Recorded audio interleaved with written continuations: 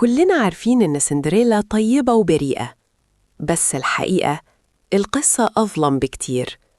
أبو سندريلا مات في ظروف غامضة، ومرة الأب خلت سندريلا خدامة عندها.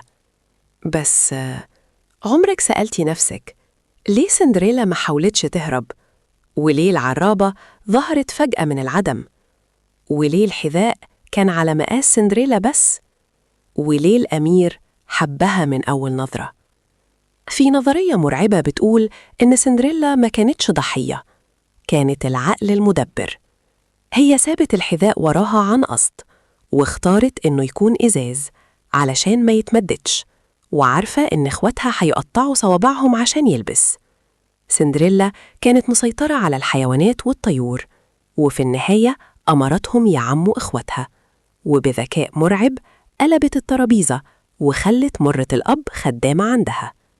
دي ما كانتش قصة حب، دي كانت خطة انتقام اتخططت بهدوء من بنت الكل افتكرها ضعيفة.